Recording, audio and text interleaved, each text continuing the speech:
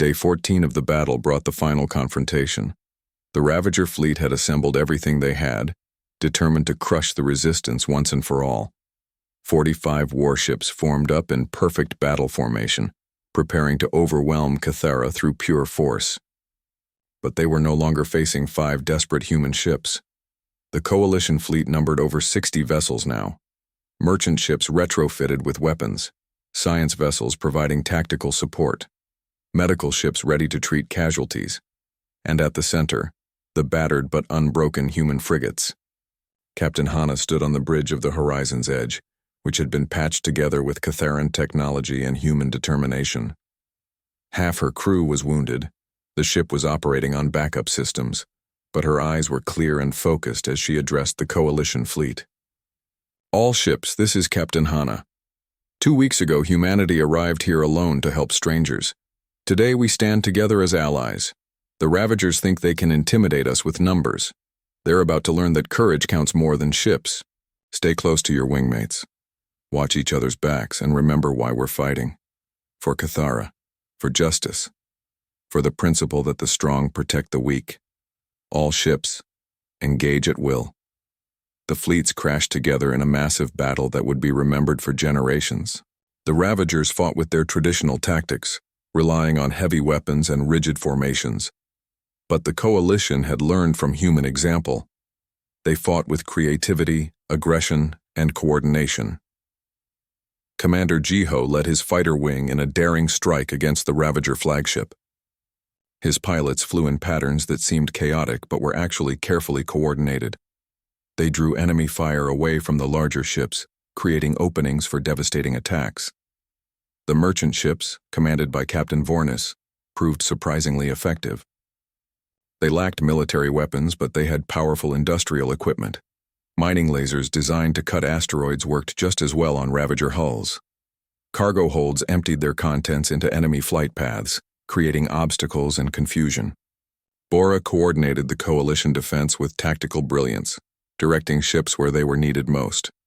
She had learned to think like the Ravagers, predicting their moves and countering them before they could be executed.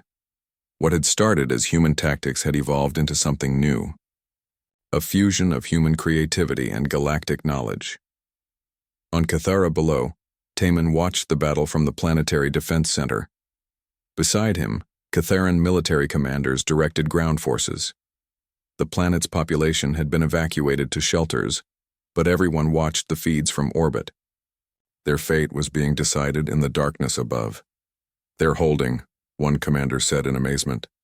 "The Coalition is actually holding against the Ravager fleet." Taman felt pride swell in his chest. 2 weeks ago, his people had been ready to surrender.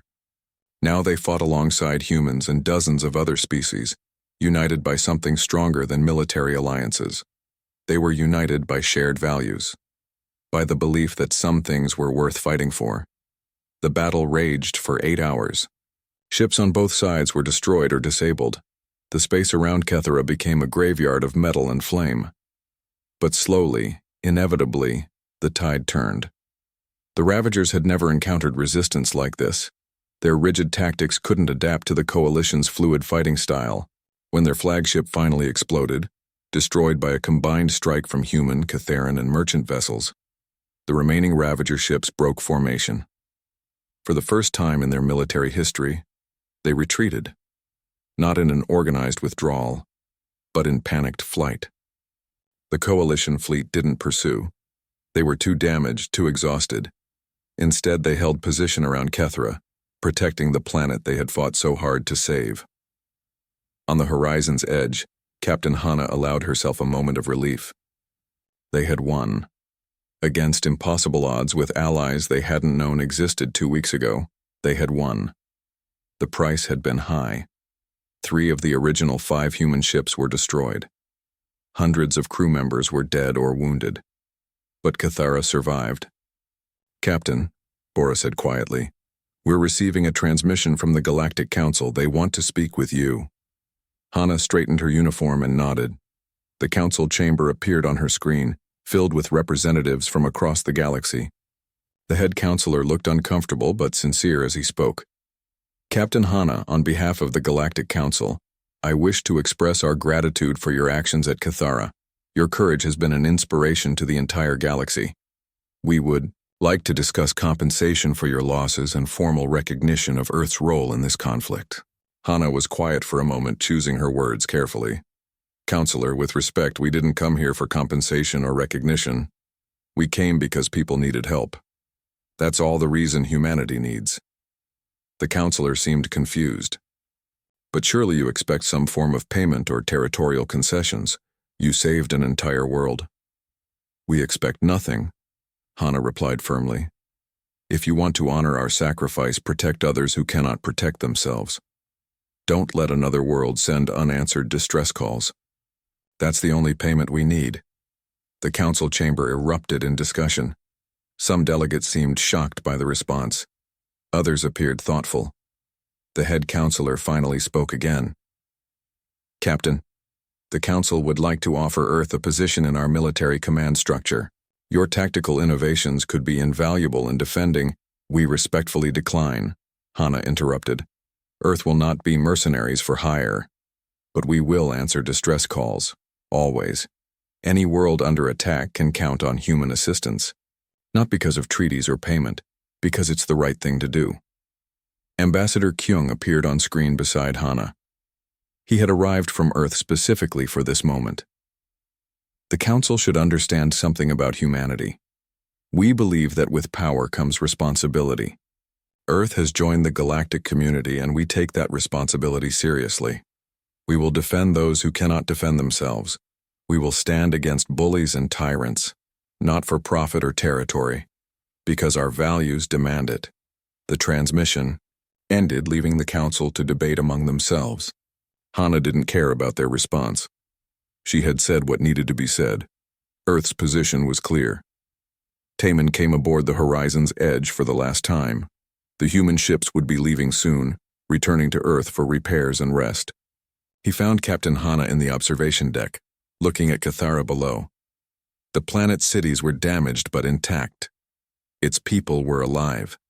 All because 5 human ships had refused to ignore a distress call. I wanted to thank you, Taman said, for everything. You saved my world. We helped, Hana corrected gently. But your people saved themselves. You fought back. You found your courage. We just reminded you it was there. Taman smiled. That's very human of you, giving credit to others. He paused, then asked the question that had been bothering him. What will you do now, go back to Earth and rest? Hana pulled up a star map on her datapad. Red markers indicated worlds currently under threat or attack. There were dozens of them.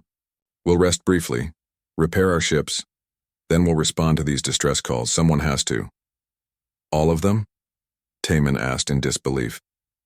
You can't save the entire galaxy. Maybe not, Hana admitted. But we can try. And maybe our example will inspire others the way it inspired the coalition here. Change doesn't happen all at once. It starts with one person, one ship, one world deciding to do the right thing. Bora joined them at the observation window.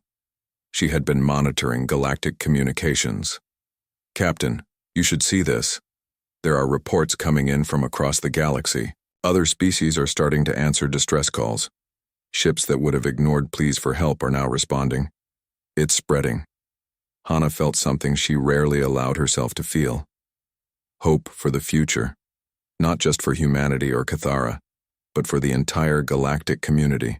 Good, she said simply. That's how it should be. On Earth, news of the Battle of Cathara had spread quickly. Humanity had announced itself to the galaxy in the most human way possible. Not through conquest or trade, but through compassion and sacrifice. The population celebrated their heroes, but they also understood the responsibility that came with this new reputation. Earth began building more ships, not for conquest, but for rescue. Training more crews, not for war, but for humanitarian missions. Humans were preparing to take their place as protectors of the weak, defenders of the innocent. It was a role they had been preparing for throughout their violent history without realizing it. Back on Cathara, the reconstruction had begun. Buildings were being repaired. Families were reuniting. Life was slowly returning to normal, but something had changed. The Catharan people now knew they weren't alone in the universe. They had allies who would fight for them, not because of treaties, but because it was right. A permanent memorial was erected in the capital city. It showed 5 human ships arriving at Cathara, with the inscription, "No one came to save us." But humans below that, a second line was added, "And they taught us how to save ourselves." Teeman stood before the memorial on the day of its dedication. Thousands of Catharans had gathered to honor their fallen defenders. Human and alien names were carved into the stone together. United in sacrifice, a young Catharan girl approached Teeman. He recognized her as the child Dr. Daehyun had treated in the medical bay. He broadcast started on day 5 of the battle. Communications officer Sora had an idea that changed everything. She began transmitting live footage of the fighting to the Galactic Network. No commentary, no propaganda. Just raw footage of what was happening at Cathara. Across thousands of worlds, billions of beings watched humans fighting impossible odds.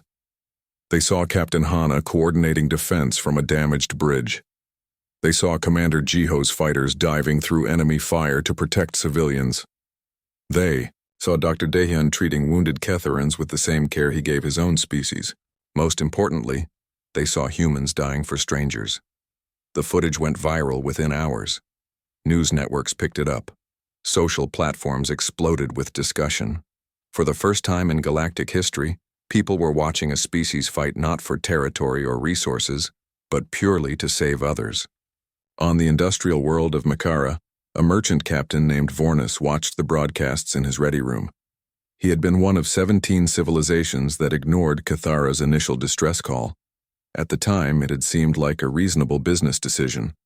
Military intervention was expensive and dangerous. But watching humans fight for people they had never met, Vornis felt something he hadn't felt in decades. Shame. He called his crew together and made an announcement. "Change course," Vornis ordered. "We're going to Cathara. Load the cargo hold with medical supplies and food. We may not be warriors, but we can help." His crew stared at him in surprise. "But sir, we'll lose money on that cargo, and the journey is dangerous."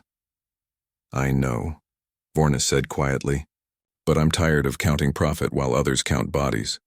If humans can risk their lives for strangers, we can risk our cargo." He wasn't alone. Across the galaxy, others were making similar decisions. A science vessel from the Talarian Consortium diverted to Cathara, offering their advanced sensors to help coordinate defense. A medical ship from the Healing Order arrived with trauma specialists.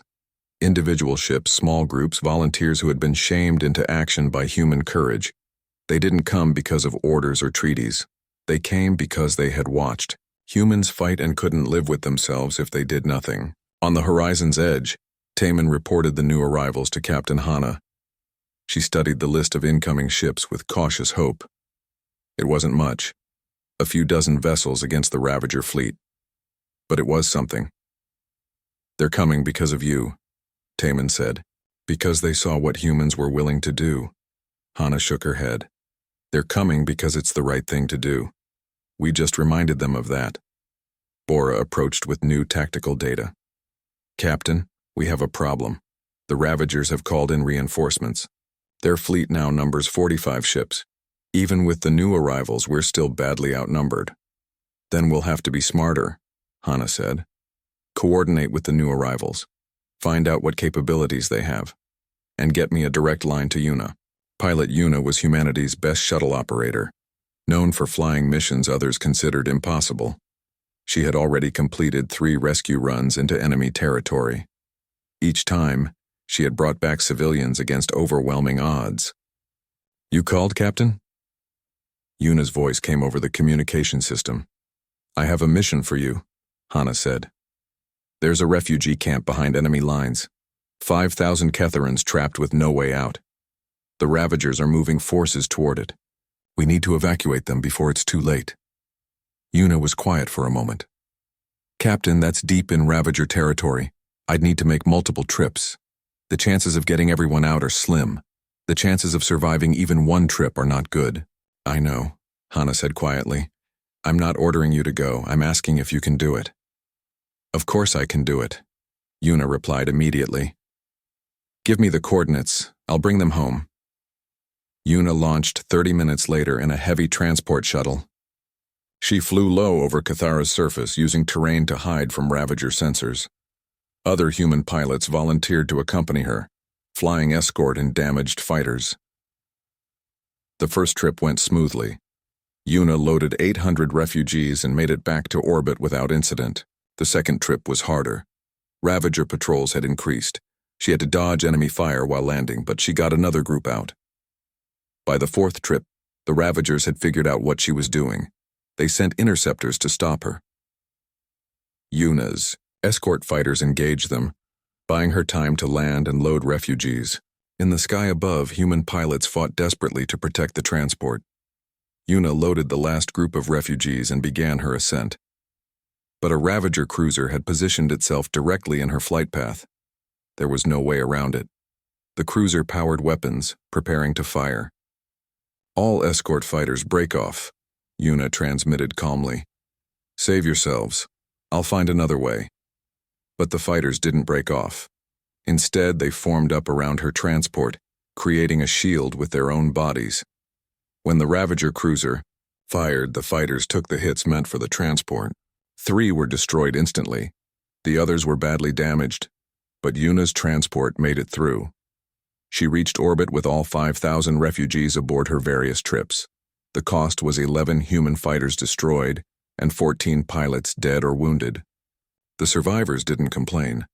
They had saved 5,000 lives. Bora watched the transport dock and turned to Hana with a troubled expression. Captain, we just traded ships and pilots for civilians. By any military calculation, that was a bad trade. By military calculations, maybe, Hana replied. But we're not just military. Those 5,000 people are alive because our pilots were willing to pay the price. That's not a bad trade. That's what makes us human. Taemin overheard the conversation and felt something shift in his understanding. The galactic civilizations calculated value in terms of resources and strategic advantage. Humans calculated value in terms of lives saved. It was a completely different way of thinking. Across the galaxy, more species were watching and learning.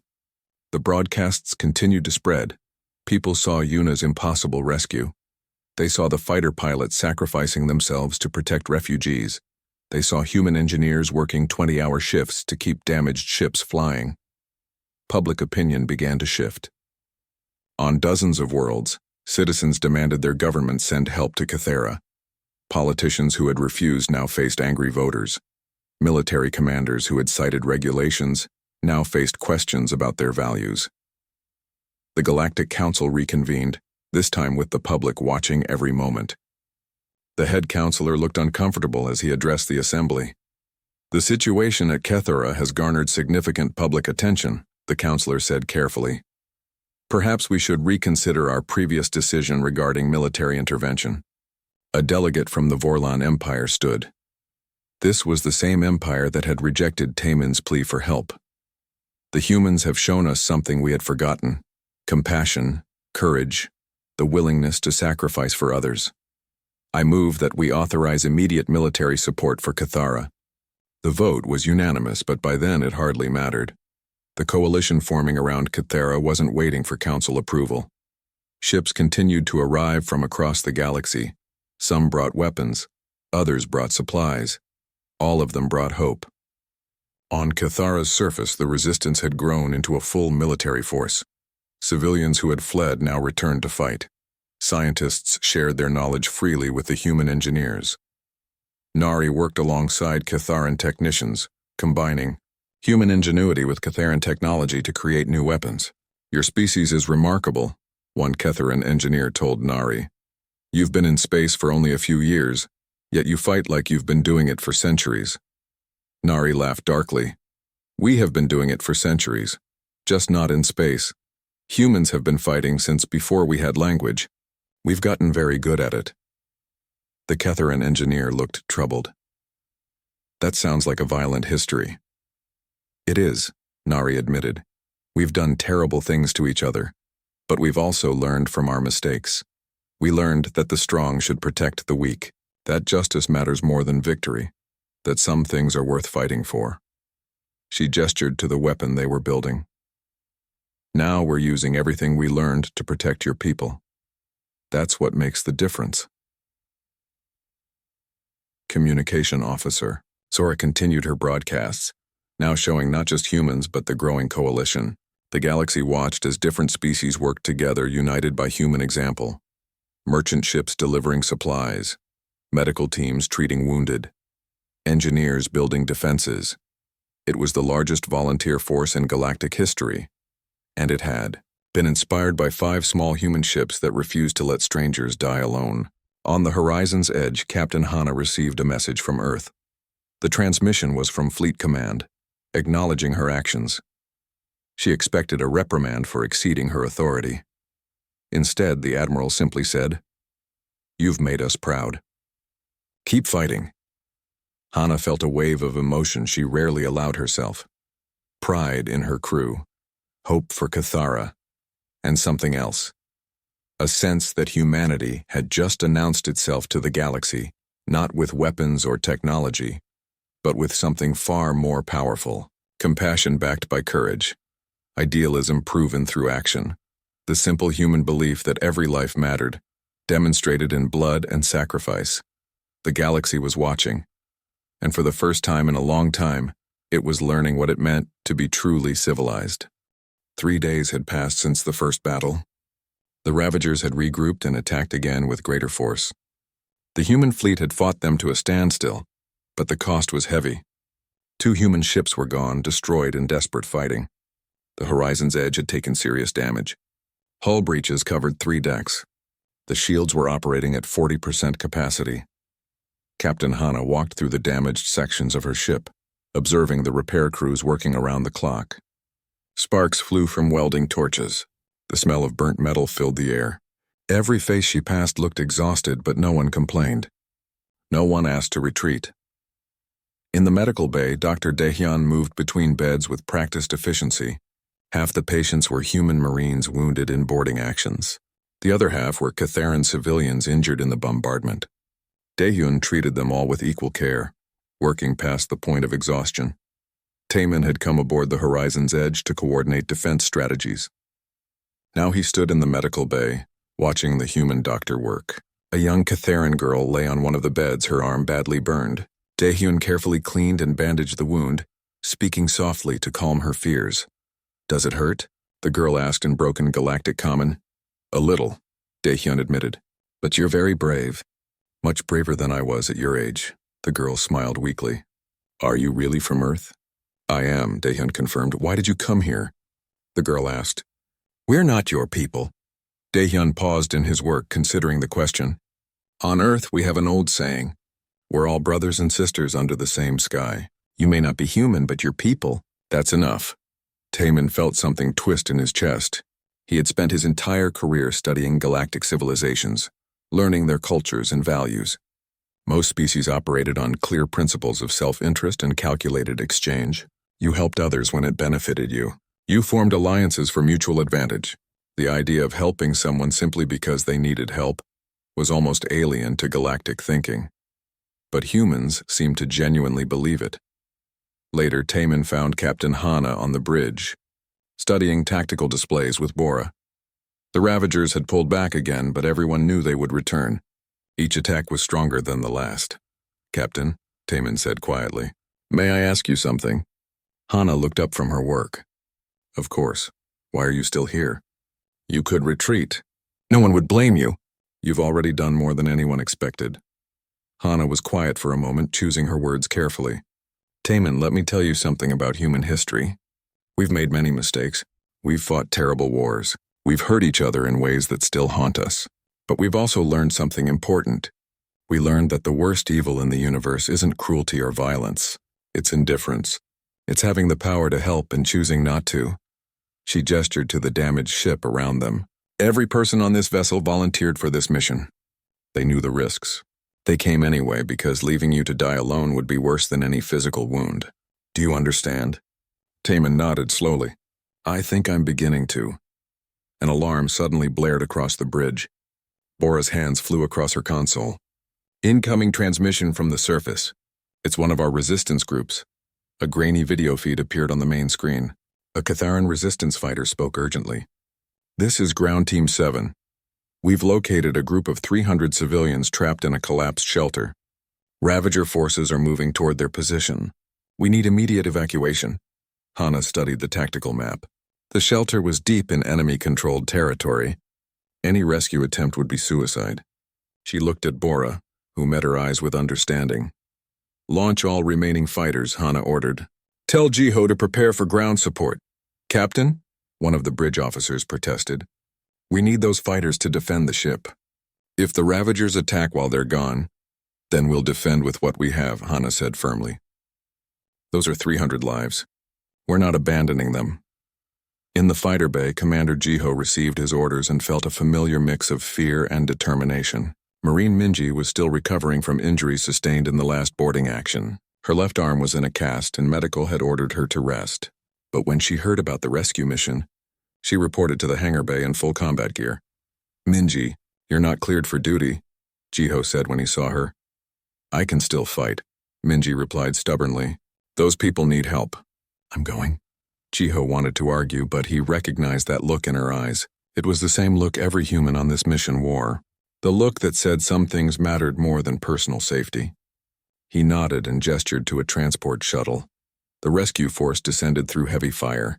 Ravager ground troops surrounded the collapsed shelter. Jiho's fighters strafed enemy positions, clearing a path for the transports. Minji and her Marines hit the ground running, weapons raised. The fighting was brutal and close. Ravager soldiers were bigger and stronger than humans, but the Marines fought with a ferocity that shocked their enemies. Minji, despite her injured arm, led her squad through enemy lines with tactical precision. Inside the collapsed shelter, Catharan civilians huddled in fear. They had heard the battle outside, not knowing if rescue was coming or if death had found them. Then human Marines broke through the debris, weapons ready, faces set with determination. Everyone stay calm, Minji announced in practiced Galactic common. We're here to get you out. Follow my Marines to the transports. Move quickly, but don't panic. The evacuation took 12 minutes. 12 minutes of humans holding defensive positions while civilians escaped. 12 minutes of human fighters diving through anti-aircraft fire to protect the transports. 12 minutes that felt like hours. When the last civilian was aboard, Minji counted her Marines. 2 were missing. She grabbed her radio. Sound off. Who's not accounted for? A weak voice responded. Private Kim and Private Lee were pinned down in Section 3. Go without us, negative, Minji said immediately. We don't leave our people behind. Hold position. I'm coming for you. She led a small team back into the combat zone, fighting through enemy positions with her good arm. They found the 2 Marines holding off 3 times their number. Minji's team provided covering fire, allowing everyone to fall back to the transports. The shuttles lifted off under heavy fire. One transport took a direct hit and went down, but the others made it to orbit. 300 civilians had been saved. The cost was 12 human wounded and 1 transport destroyed. Back on the horizon's edge, Taemin watched the rescued civilians being processed. Children clung to their parents. Elderly Catharans wept with relief, all of them alive because humans had risked everything to save strangers. A young Catharan woman approached Taemin. She had been in the shelter. Who are they? She asked, gesturing to the human crew. Why would they do this for us? Taemin thought about everything he had witnessed over the past 3 days. The courage, the sacrifice, the simple human belief that every life had value. He looked at the woman and said something he had never expected to say.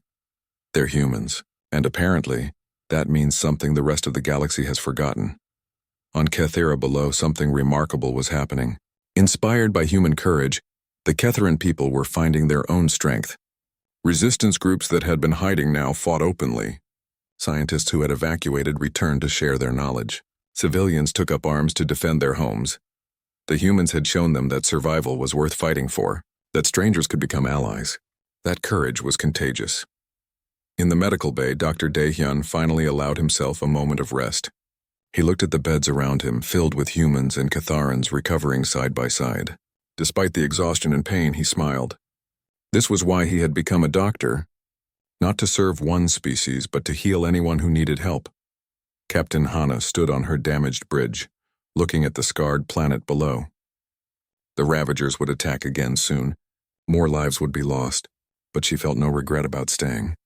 Every civilian saved was worth the cost. Every moment of hope they provided to the Ketheran people justified the sacrifice. Bora approached her captain quietly. The crew wants you to know something. They would all make the same choice again. Every single one of them. Hana nodded, feeling pride in her people. They had come to Cathara as strangers. Now they fought as brothers and sisters, proving that humanity's greatest strength wasn't their weapons or technology. It was their unwavering belief that some things were worth dying for. The human fleet dropped out of faster-than-light travel at the edge of the Cathara system. Captain Hana stood on her bridge studying the tactical display with cold focus. 30 Ravager warships surrounded the planet like predators circling wounded prey. The remaining Catharan defense ships were scattered and barely holding together. They've spotted us, Bora reported from her station. Ravagers are scanning our ships. They're probably laughing right now. Hana understood why. The human ships were tiny compared to the Ravager vessels. The Horizon's Edge was barely 1/3 the size of the smallest enemy ship. Their weapons were primitive. Their shields were weaker. On paper, this fight was already over. Open a channel to Taman, Hana ordered. The Ketharan diplomat's face appeared on screen. He looked exhausted and afraid, but his eyes lit up when he saw the human ships. Captain Hana, you actually came. I gave you my word, Hana said simply. Now I need information. How do the Ravagers fight? Taman pulled up data on his screen. They use overwhelming firepower and tight formations. They rely on their shields and armor to absorb damage while they destroy defenders with superior weapons. Most civilizations surrender when they see the Ravagers arrive. Those who fight usually die quickly. Tight formations, Bora muttered beside Hana. That's interesting. Hana nodded slowly. She had seen this before in Earth's history. An enemy so used to winning that they had forgotten how to adapt. The Ravagers had grown comfortable with their superiority. That comfort would be their weakness. What about boarding? Hana asked. Do the Ravagers expect enemies to board their ships? Taman looked confused. Boarding? No one boards enemy ships in modern warfare. It's too dangerous. Perfect, Hana said with a thin smile. Taman, keep your remaining ships close to the planet. Protect your people. We'll handle the Ravagers.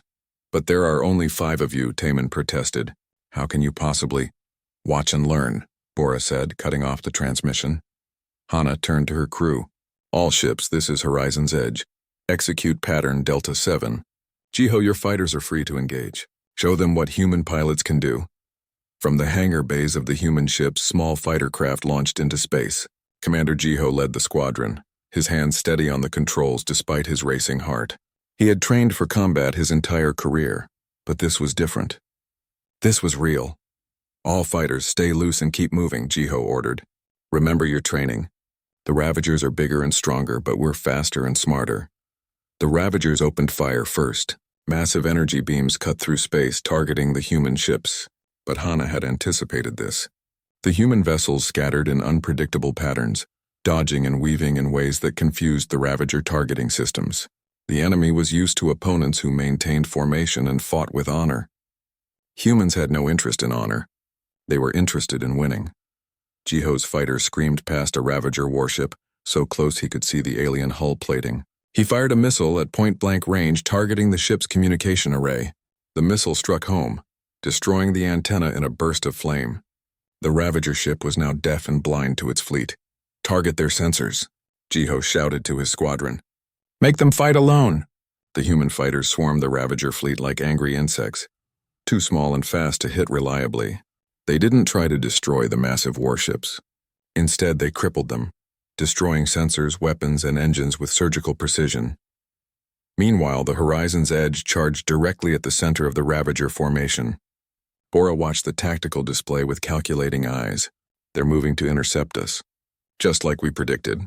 Nari, are the modifications ready? Hana asked over the intercom. In the engine room, Chief Engineer Nari grinned wildly. She had spent the entire trip to Cathara modifying the ship's mining equipment. Humans had been mining asteroids for decades. They knew how to cut through rock and metal. Ravager hulls weren't that different. Ready, Captain, Nari replied. Let's see how they like industrial-grade cutting lasers. The Horizon's Edge dove between 2 Ravager ships. The modified mining lasers tore into their hulls. cutting deep wounds that vented atmosphere and disabled key systems. The Ravagers had shields designed to stop energy weapons and missiles. They weren't designed to stop cutting tools operated at knife-fighting range. Hard to port, Hana ordered. The ship turned sharply, narrowly avoiding return fire. Bora, target that command ship. The big one in the center. Captain, that's suicide, someone said from the crew stations. No, Hana corrected. It's unexpected. There's a difference. The Horizon's Edge accelerated toward the largest Ravager vessel. The command ship fired everything it had at the approaching human frigate. Hana's pilot threaded the ship through the barrage with impossible skill, dancing between energy beams that could have vaporized them instantly. Boarding pods away, Bora announced. Small pods shot from the Horizon's Edge, slamming into the Ravager command ship's hull. Inside each pod, human Marines prepared for close combat.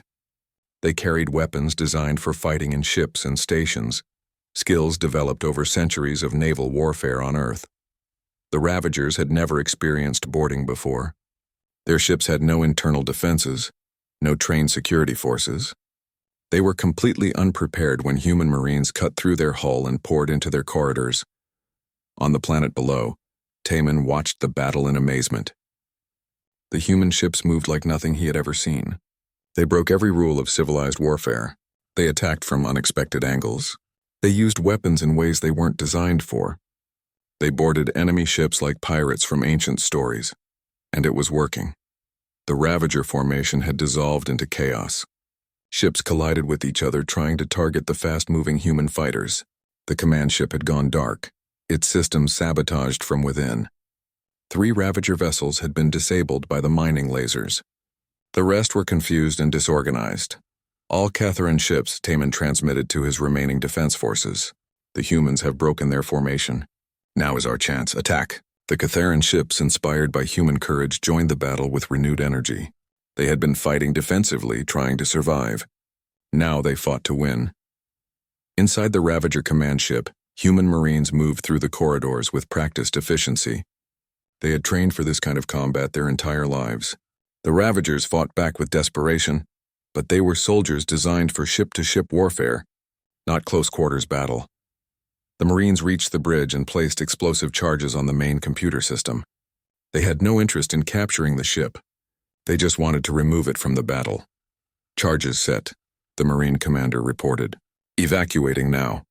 The Marines retreated to their pods and launched back toward the human ships. Seconds later, the Ravager command ship systems exploded from within. The massive vessel went dark and began to drift. On the Horizon's Edge, Hana allowed herself a small smile. All ships, press the attack. Don't give them time to reorganize. The battle raged for 6 more hours. The humans lost 1 ship, destroyed by a lucky shot from a Ravager cruiser. But by the end, 8 Ravager vessels had been disabled or destroyed. The rest retreated to the system's edge, regrouping and trying to understand what had just happened. They had come to Cathara expecting easy prey. Instead, they had encountered something new and terrifying. An enemy that fought with creativity, aggression, and absolute fearlessness. An enemy that turned every disadvantage into an opportunity. They had encountered humans. Taman opened a channel to the Horizon's Edge. Captain Hana appeared on screen, looking tired but satisfied. Behind her, Bora was coordinating damage control and preparing for the next attack. That was incredible, Taman said, struggling to find adequate words. I've never seen anyone fight like that. That's because no one fights like humans, Hana replied. We've had a lot of practice. Our history is written in blood and fire. We know how to turn weakness into strength. Will they come back? Taman asked, looking at the retreating Ravager ships. Yes, Hana said with certainty. They won't accept this defeat. They'll regroup and attack with everything they have. She paused, then added, and we'll be ready. Get your people to safety, Taman. This was just round 1. The transmission ended. Across Cathara, the people celebrated their first victory, but Captain Hana knew the truth. The real battle was still coming, and when it did, humanity would show the galaxy what 5 small ships could do when defending the innocent. Taman stared at the communication screen with empty eyes. Another message. Another rejection. The Vorlan Empire had just declined their plea for help. That made 17 advanced civilizations who had received the distress call and chosen to ignore it. Outside the window of the diplomatic center, the sky burned orange. The Ravagers had broken through the third defense line an hour ago. Cathara was dying, and no one in the galaxy cared enough to help. Taman was young for a diplomat, barely 30 cycles old. His supervisor had chosen him for this task because of his skill with languages and his calm voice. Now he wondered if anyone could stay calm while watching their world end. His hands shook as he prepared the next transmission. The Galactic Council was his last hope. The council chamber appeared on his screen. Hundreds of species sat in their designated seats talking quietly among themselves. Taman had practiced this speech for days, but now the words felt hollow in his mouth. "Honored members of the Galactic Council," he began, his voice cracking slightly. "I speak to you from Cathara. Our world is under attack by the Ravagers. Our military forces are overwhelmed. We have tried to defend ourselves, but we cannot stand alone. We ask for your help. We beg for your help. Please. Our children are dying." The council members looked at each other. Some seemed uncomfortable. Others appeared bored. The head counselor, a tall being with blue skin and 4 arms, spoke in a measured tone. "We understand your situation is difficult," the counselor said. "However, military intervention requires extensive planning and resource allocation. We must consider the cost and risk to our own people. The council will debate this matter and reach a decision in due time." "How much time?" Taman asked, desperation bleeding into his voice. "How long will your debate take?" "These matters cannot be rushed. Perhaps 2 or 3 weeks, and we don't have 2 weeks." Taman shouted, forgetting protocol. "We have days. Maybe hours." The counselor's expression remained neutral. "Then I suggest you focus on evacuation rather than defense. The council cannot be pressured into hasty action. This meeting is concluded." The screen went dark. Taman sat in silence, feeling the weight of failure crushing him. He had done everything right, followed every diplomatic procedure, appealed to logic and emotion. None of it mattered. The galaxy had rules and processes, and those rules moved slower than death. An explosion shook the building. Dust fell from the ceiling. The Ravagers were getting closer. Taman looked at the list of civilizations on his screen. Every major power had been contacted. Everyone had refused or delayed. There was no one left to call. Wait, there was one entry he had overlooked. A small notation at the bottom of the database. A recent addition to the Galactic Communication Network. The species called themselves humans. Their planet was named Earth. They had only achieved faster-than-light travel 5 years ago. The database listed them as primitive, aggressive, and politically fractured. Taman almost laughed. What could a species that barely understood space travel do against the Ravagers? But then again, what did he have to lose? He prepared the transmission and sent it into the void, not expecting any response. 2 hours later, his screen blinked. An incoming message from an unknown source. Taman's heart jumped. He opened the transmission. A woman's face appeared on the screen. She had dark hair pulled back tightly and sharp, intelligent eyes. Behind her, Taman could see what looked like a ship's bridge. The woman wore a military uniform with symbols he didn't recognize. "This is Captain Hana of the Earth frigate Horizon's Edge," the woman said in clear, precise galactic common. "We received your distress call. What is your current situation?" Taman blinked in surprise. You're responding? But your species is barely spacefaring. The Ravagers have ships that could destroy your entire fleet." Captain Hana's expression didn't change. "You didn't ask about our capabilities. You asked for help. Now I'll ask again. What is your current situation?" Taman quickly explained the situation. The Ravagers had surrounded Cathara with 30 warships. The planet's defense fleet had been reduced to scattered resistance. The main cities were under constant bombardment. Evacuation was impossible because the Ravagers were destroying any ship that tried to leave orbit. Captain Hana listened without interrupting. When Taman finished, she turned to someone off-screen. "Bora, what's our ETA?" A second voice responded. 18 hours if we push the engines hard."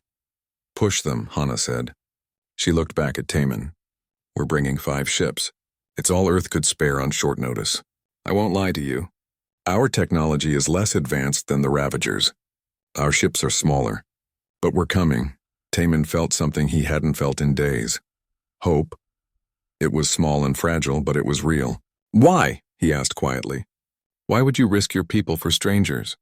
Captain Hana was quiet for a moment. "Because someone has to," she said finally. "Because we've read your history and ours. And we know what it's like when no one comes to help. Because it's the right thing to do. She leaned forward slightly. Hold your position, Taman. Help is coming. I promise you that. The transmission ended. Taman sat in stunned silence. Then he began to laugh. It was a strange, slightly hysterical sound. A species that had barely left their own star system was coming to fight an enemy that terrified the entire galaxy. It was insane. It was impossible. It was the only hope they had. Taman sent an emergency broadcast to all Ketharan military channels. This is Diplomatic Officer Taman. Reinforcements are incoming. Human ships will arrive in 18 hours. All units, hold your positions. Help is coming. The response was immediate and confused. Humans? One commander asked. Who are the humans? I don't know, Taman admitted. But they're the only ones who answered our call. Across Cathara, exhausted soldiers heard the message. Most didn't know what to think. Some assumed it was a mistake or a cruel joke. But a few, like Taman, felt that small spark of hope beginning to grow. In orbit above Cathara, the Ravager fleet continued its methodical destruction.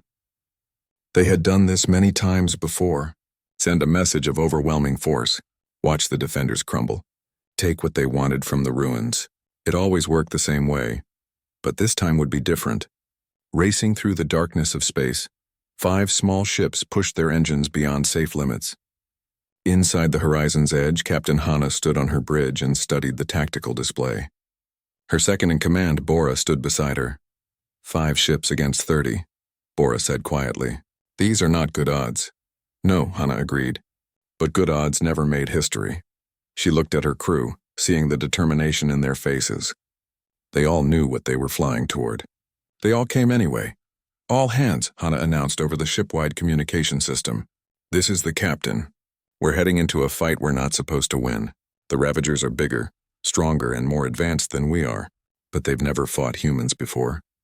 They don't know what we're capable of when we're defending innocent people.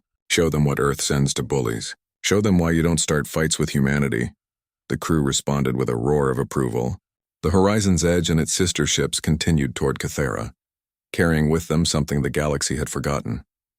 The willingness to fight for strangers, the courage to stand against impossible odds, the simple human belief that some things are worth dying for.